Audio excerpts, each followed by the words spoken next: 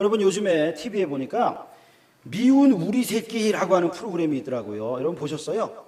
미운 우리 새끼. 거기에 뭐 40대, 뭐 50이 다 된 자녀들 나오는데 그 어머니들이 70 넘은 어머니들이 나와가지고 아이고 이러면서 그냥 자기 자식들 보면서 막 아파해요. 힘들어해요. 그 엄마들은 무슨 죄가 있어요? 그 자식들이 철이 안 들어가지고 아직도. 근데 여러분 거기 보니까 이상민이라고 하는 가수가 나와요. 요즘에는 뭐 노래는 안 부르고 방송만 하는 사람인데 이 사람이 사업을 하다가 빚을 졌어요. 빚이 몇 억이래요? 69억이래요. 69억. 야, 빚이 69억이래요.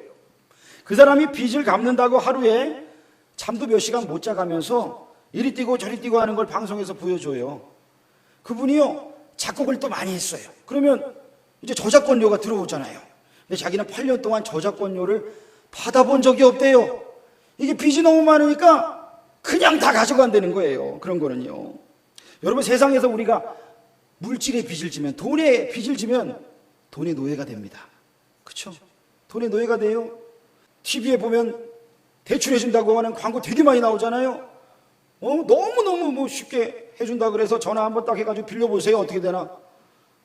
한 번 빌리면 바로 신용불량 등록됩니다. 은행에 등록돼요. 대출이 안 되는 거야 앞으로는요. 그리고 연체되고 이러면 그때부터는 이제 노예가 되는 거예요.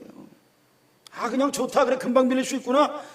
여러분 그때부터 시작되는 거예요. 빚의 노예가 되는 거예요. 세상 물정 모르는 사람들이 사채빚 끌어다 쓰고 나서 얼마나 곤욕을 겪는 사람들이 많아요. 여러분 이스라엘 백성들은요 인사할 때요 샬롬이라고 인사를 했습니다. 저를 한번 따라합시다. 샬롬. 샬롬이에요. 샬롬. 여러분 샬롬이 무슨 뜻일까요? 평화가 있기를 이런 말이에요. 평화. 또 샬롬이라고 묻는다면 당신에게 평화가 있습니까? 라고 묻는 거예요. 여러분 그런데 이 샬롬의 속뜻이 뭔지 아세요? 당신에게 빚이 있습니까? 이런 말이에요. 당신에게 마음의 빚이 있습니까? 당신에게 지금 부담되는 빚이 있습니까? 그게 없기를 바랍니다. 이런 마음이에요. 이런 말이에요. 여러분 그럼 이런 샬롬이라고 하는 말, 여러분 이스라엘 백성들은 알았어요. 뭘 알았어요? 빚이 있으면 노예가 된다는 걸 알았어요. 빚이 있으면 내가 빚지면 빚의 노예가 되는구나, 물질의 노예가 되는구나. 그러면 자유하지 못하고 평안하지 못하는 거예요. 심심하면 전화해요. 요즘에 물론 그게 금지됐다 그러는데 새벽이고 아침이고 밤이고 집에 와서 막 문 두드리고 그러는 거예요. 여러분 그게요 빚의 노예가 되는 거예요. 오늘 성경을 보니까 그런데 우리 보고 뭐라 그래요? 빚진 자래요. 너희가 빚진 자로 돼. 내가 누구라고요? 빚진 자라고요. 빚진 자라고요. 12절에 우리가 빚진 자래요. 아니 내가 은행에서 대출 받은 걸 바울 사도가 어떻게 알았지? 지금 이거예요? 아니 나는 빚은 없고 자산만 많은데 무슨 소리야? 이거예요? 우리가 하나님께 사랑의 빚을 졌다. 여러분 믿으십니까? 여러분 하나님께 사랑의 빚진 자예요. 우리 모두가요 세상 빚이 아니라 하나님께 사랑의 빚진 자. 나는 하나님께 사랑의 빚졌어. 여러분 이거를 깨달으시고 믿으시길 축원합니다. 지옥에 갈 죄인이 나를 위해서 독생자 예수 그리스도를 주셨잖아요. 십자가에 달려 나를 위해 죽으셨잖아요. 내가 달려 죽어야 되는데 내 죄가 예수 그리스도를 믿음으로 용서함 받았잖아요. 지옥 갈 내가 천국 백성 됐잖아요. 나는 세상에서 가장 큰 사랑의 빚을 줬어요. 누가 나를 위해서 돈을 빌려준다 그래도 이자 없이 빌려준다 그래도 그것도 감사한데 내가 죽어야 되는 지옥에서 영원히 고통받아야 될 나를 내 죄값을 대신 치러주신 하나님의 그 은혜가 얼마나 커요. 여러분 이것을 믿는데 어떻게 내가 행복하지 않을 수가 있어요. 여러분 바로 이 하나님의 이 사랑의 빚진 자로서 여러분 날마다 내가 정말 지옥불에서 내가 살아났다, 천국이 내 것이다, 이 기쁨 속에 살아가시기를 주의 이름으로 축원합니다. 이제 우리가 하나님의 자녀가 되었다면 그렇다면 우리가 어떻게 살아가야 됩니까? 하나님의 기뻐하시는 뜻대로 살아가라. 믿으십니까? 하나님의 기뻐하시는 뜻대로. 내 마음대로 살아갈래요. 세상 노래들이 그런 게 많아요. 내 마음대로 내 뜻대로 내가 좋은 대로 그렇게 살아가라 그러는 게 세상이잖아요. 그런데 하나님 자녀는요 하나님이 기뻐하시는 뜻대로 살아가라는 거예요. 그렇다면 어떻게 살아가는 것이 하나님의 자녀의 모습입니까? 첫 번째 우리 한번 따라합시다. 성령의 인도함을 따라 살자. 성령의 인도를 따라 살아야 돼요. 성령의 인도를 따라 산다는 말을 오늘 성경에서 뭐라고 말했느냐? 육신대로 살지 마라. 종의 영을 받지 않았다. 이렇게 이야기를 해요. 다른 말로 뭐라고 말하느냐? 양자의 영을 받았다 이러는 거예요. 양자의 영. 여러분, 육신대로 산다는 것은요, 내 본성대로, 죄가 가자고 하는 대로 본능대로 산다는 거예요. 여러분, 우리 몸이, 이 몸뚱아리가 죄라는 게 아닙니다. 그래서 금욕주의자들은 안 먹고 안 입고 아무것도 안 하는 걸, 그게 그냥 하나님을 위해 산다 그러는데 그거 아니에요. 여기서 말하는 몸이라고 하는 것은 우리 꼬집어지는 이 몸을 말하는 게 아니라 육신적인 본능을 말하는 거예요. 본성을 말하는 거예요. 죄의 본성.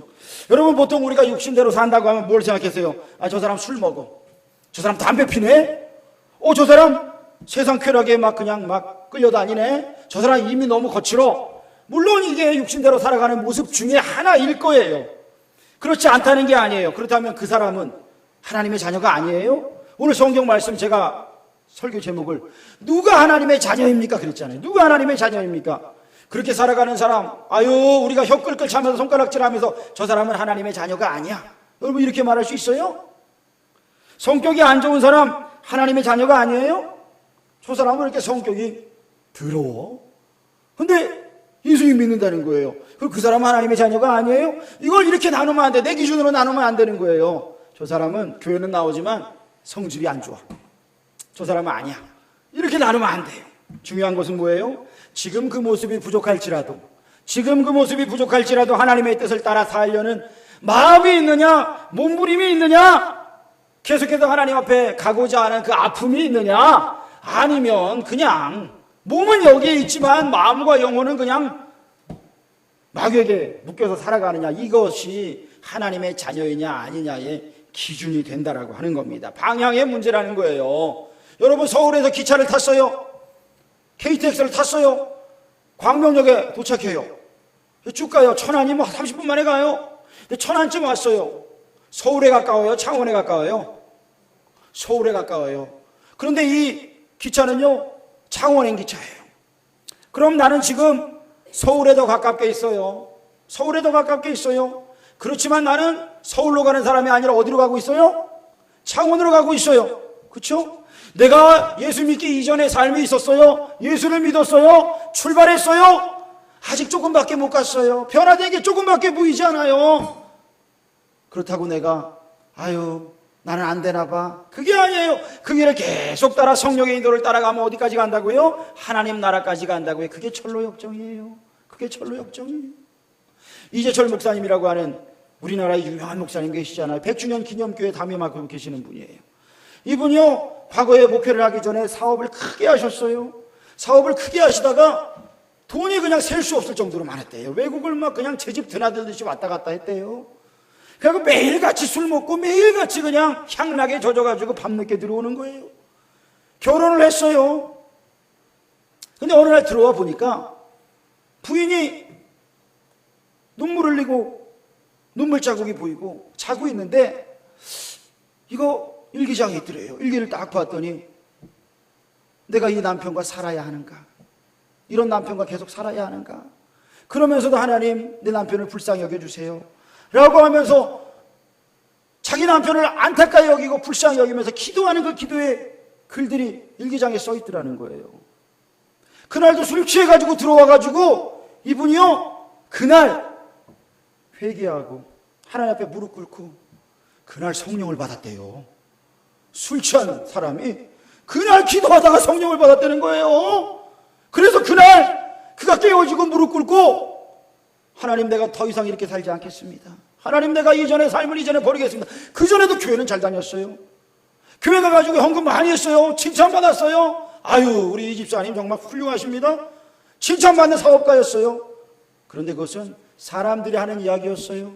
자기의 속은요, 아파하지만 그냥 그러려니 하고 살아갔던 거예요. 그런데 이제 성령께서 주시는 마음을 붙잡으니까 그가 과거에는 어떻게 살았던지, 그분이 마약도 있었어요. 마약 전과도 있어요. 그런데 이걸 다 끊어버리고 하나님의 손을 붙든 거예요. 그리고 그가 완전히 회개하고 다 끊어버리고 그 길로 신학교를 들어가셨어요. 그리고 변치 않고 그 길을 가시면서 지금 하나님이 기뻐하시는 그 목회의 길을 가시잖아요.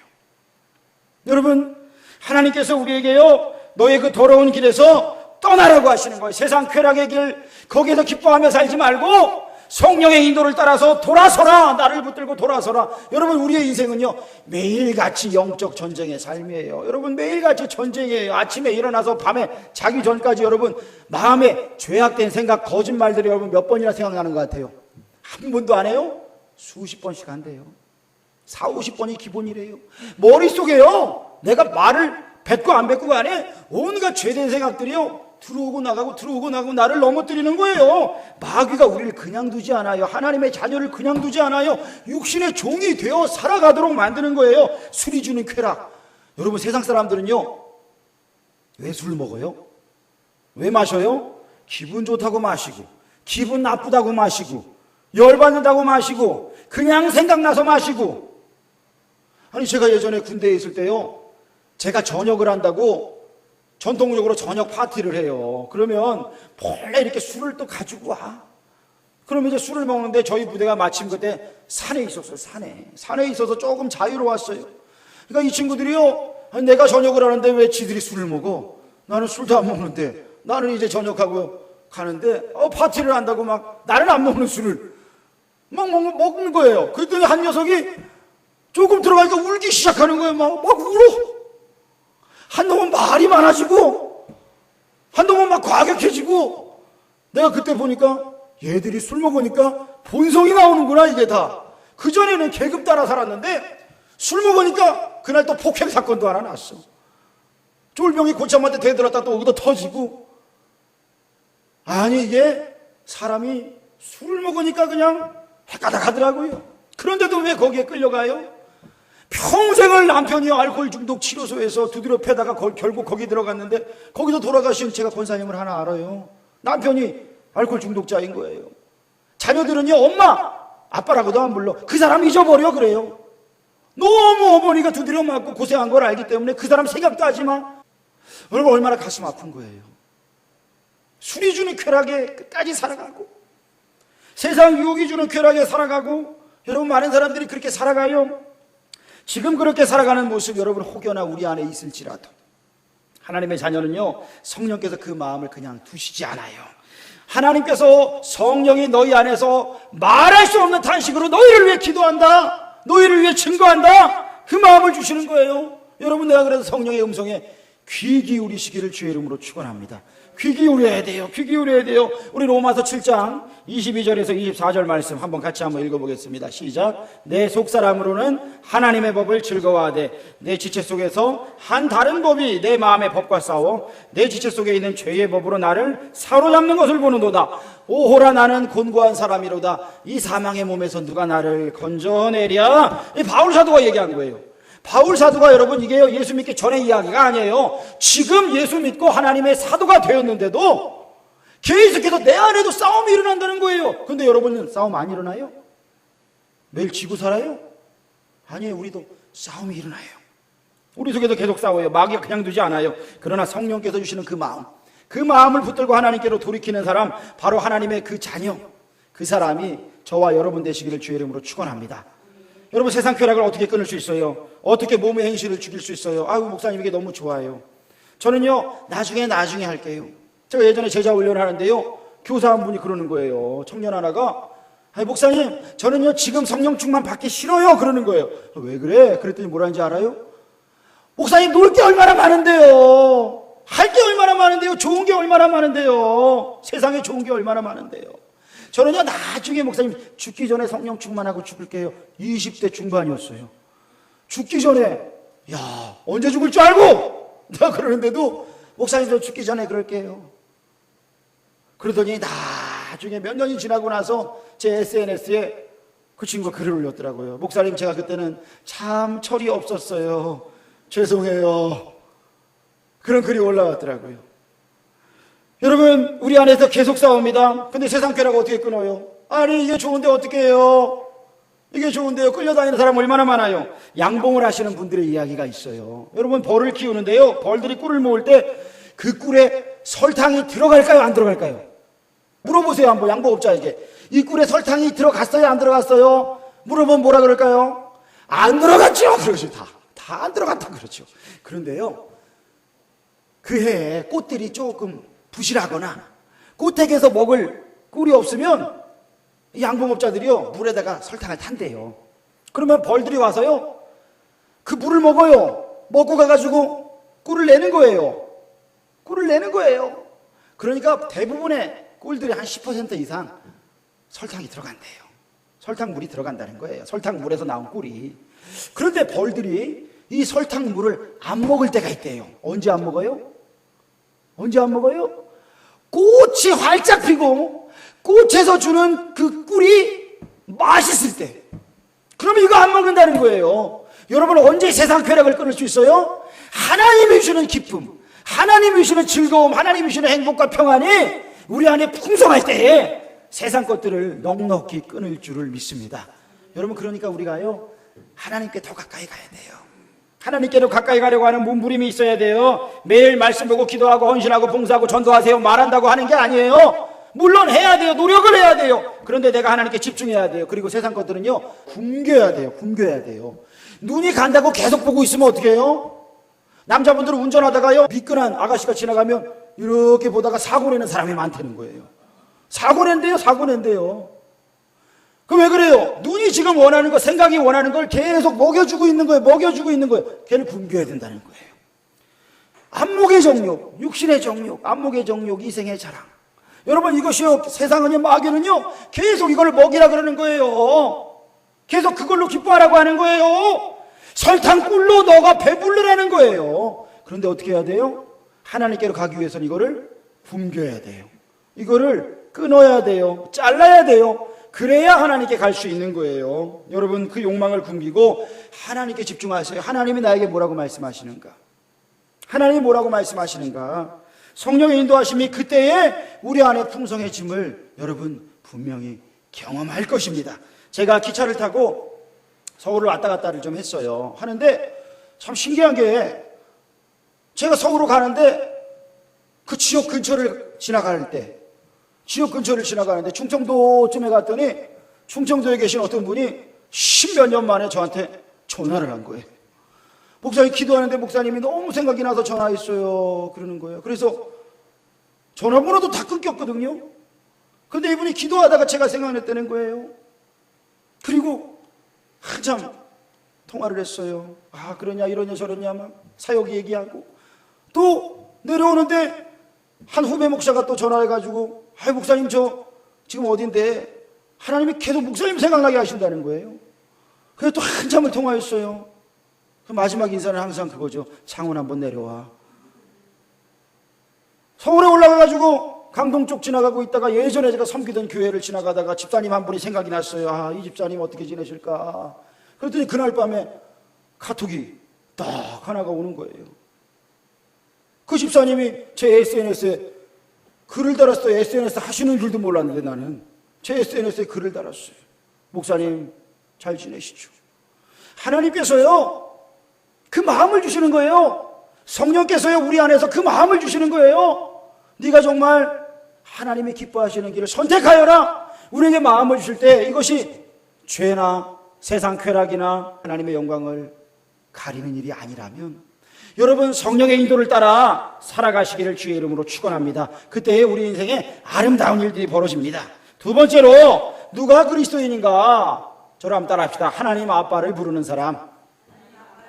네, 하나님 아빠를 부르는 사람이 그리스도인이라는 거예요. 하나님의 자녀라는 거예요. 오늘 성경에 종과 양자에 대해서 나와요. 여러분, 누가 말을 더 잘 들을까요? 종과 양자 중에? 종이 말을 잘 들을까요? 양자가 말을 잘 들을까요? 여러분, 오해하시면 안 돼요. 양자가 누군지 아세요? 양자가 요즘 개념으로는 고아원에 가가지고 너 내 아들이 돼갖고 이렇게 입양하는 거, 그거 아닙니다. 로마 시대 때의 양자는 신분이 높은 집안에서 대를 이을 아들, 자기 아들이 조금 보니까 부족해요. 그러면 이 아들한테 대를 안 이어요.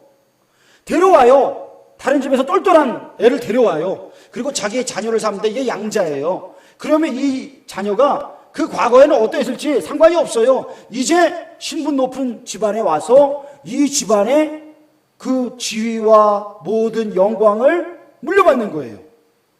이 친구가 덩달아 자기가 올라가는 거예요. 그러니까 양자라고 하는 것은 친아들 이상의 법적 지위가 부여되는 거예요. 자, 다시 한번 물어볼게요. 종과 양자 중에 누가 더 말을 잘 들을까요? 누가 더 말을 잘 들을까요? 종이에요. 종이에요, 종. 종이에요. 왜요? 왜 종이 말을 잘 들어요? 옛날 종이 어떤 종이었어요? 노예예요, 노예. 종이 말을 안 들으면 어떻게 해요, 주인이? 두드려 패요. 그쵸? 두드려 패다가 죽으면, 옛날에는요, 주인이 감옥에 가는 게 아니라 돈을, 벌금을 조금 내면 되는 거예요. 그런 시대였던 거예요. 그러니까 종이 말을 잘 들어요. 그러니까 종은요, 종의 영을 받은 사람은 어때요? 두려워하는 영을 받았다 이거예요. 두려워하는 영. 율법으로 아직도 살아가는 사람들은 뭐예요? 내가 이거 안 하면 하나님이 나를 주실 거야, 벌 주실 거야, 나 죽을 거야. 물론 하나님을 경외해야 돼요. 그런데 두려워가지고 신앙생활하는 사람들에게는 자유함이 없고 평안함이 없는 거예요. 행복이 없는 거예요. 기쁨이 없는 거예요. 그런데 양자가 되었다는 뭐냐면, 옛날에는 네가 어땠을 때라도 지금은 나의 친아들이야. 이제는 내 아들이야. 그러니까 어때요? 학교에서요, 제일 무서운 학생 주임 선생님이 있어요. 선생님이 막 그냥 두드려 패요. 그런데 아빠라고 부르는 학생이 있어요. 다른 애들이 걔를 딱 보니까 얘는 뭐예요? 다른 사람은 다 무서워하는 선생님을 얘만 아빠 가서 그러는 거예요. 그러니까 이 호랑이 같은 선생님이 그 아들한테 아들 학교에서 그러는 거예요. 여러분, 이게 바로요, 양자의 영을 받았다는 거예요. 우리가 하나님을요 두려워하는 영, 이것이 바로 예전에 율법에 얽매여서 신앙생활 하는 거예요. 우리가 전에 이방인이었고 죄의 종이었는데 예수 그리스도를 믿음으로 하나님 호적의 양자로 입적되어서 이제는 아들이 된 거예요. 그뿐이 아니에요. 두려워하는 종의 영을 받았을 때는 하나님이 무서웠지만 이제는 아빠, 아버지라고, 오늘 성경에 하나님 아빠라고 부르잖아요. 하나님 아빠. 저를 따라 합시다. 하나님 아빠. 네, 하나님 아빠예요. 하나님 아빠. 어린아이가요 태어났는데 말문이 트였어요. 영환이가 3살이면 3살이 아버지 이렇게 부르면 어떨 것 같아요? 어휴 징그러워라 이 녀석. 그러지 않겠어요? 아빠라고 부르잖아요. 아빠라고요. 저도요 아빠라고 부르다가 20살이 됐는데 더 이상 아빠라고 부르면 안 될 것 같더라고. 그래서 이제 아버지라고 부를게요. 그랬어요. 아빠라고 부를 때는 친밀함이에요. 그런데 아버지라고 부를 때는 이제는 경외함이에요. 존경이에요. 존경.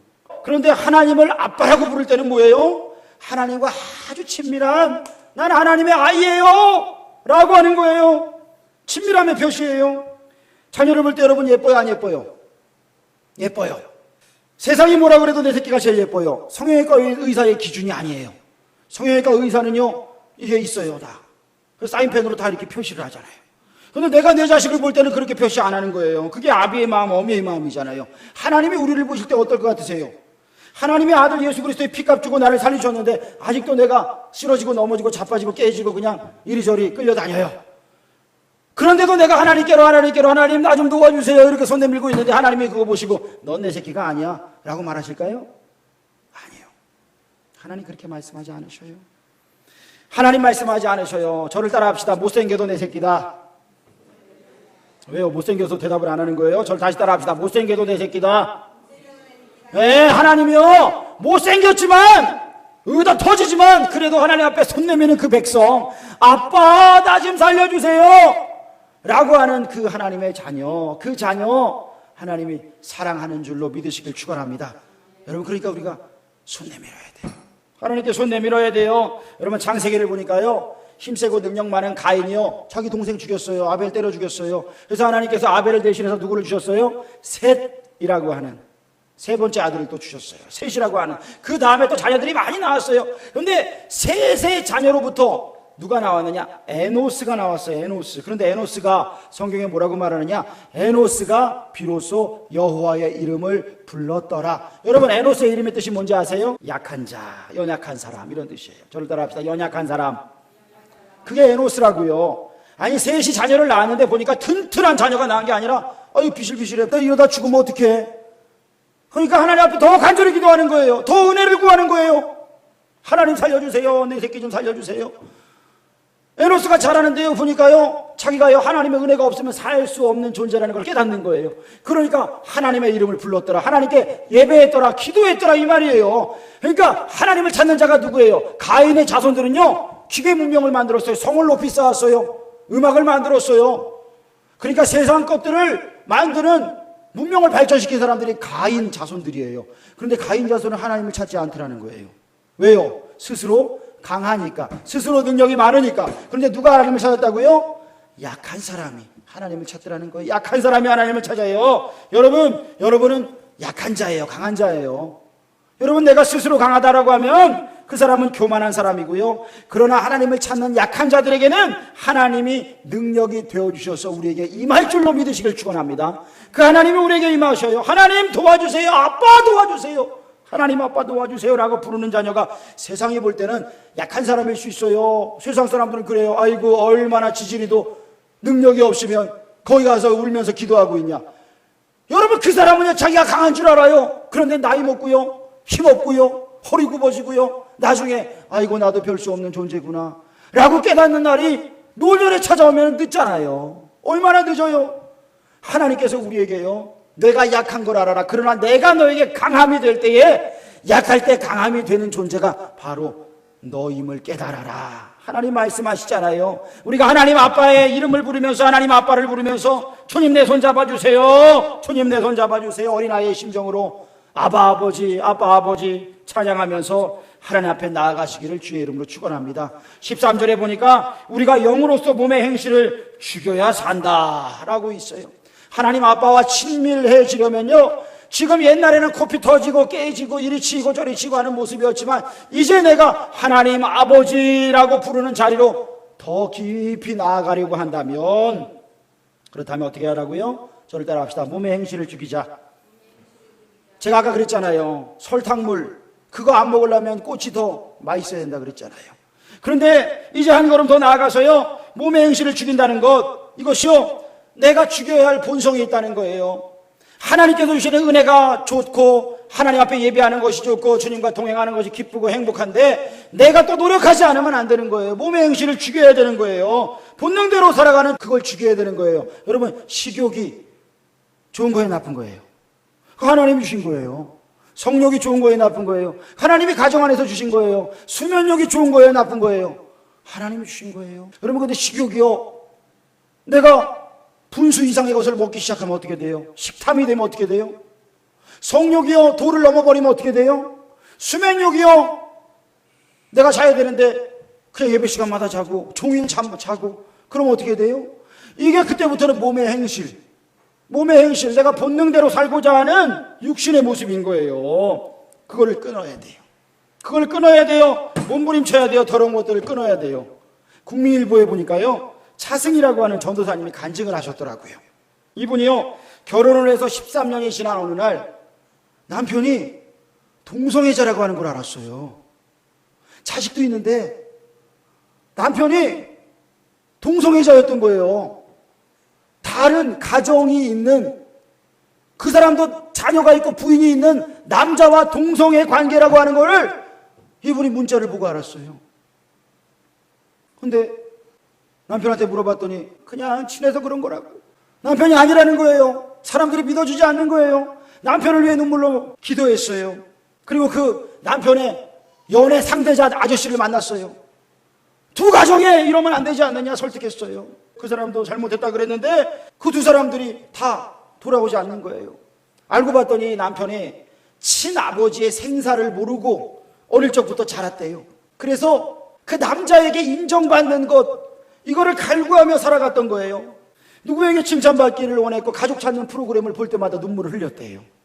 그러다가 고등학교 때 자취하면서 동성애에 관심이 더 많아졌어요. 생사도 알지 못했던 아버지가 죽었다는 소식을 어머니로부터 뒤늦게 알게 되고, 그리고 나서 이제 자기 부인에게 동성애자라고 하는 걸 이제서야 털어놓았대요. 늦게 털어놓았대요. 부인이 너무 화가 나가지고 그의 뺨을 후려쳤대요.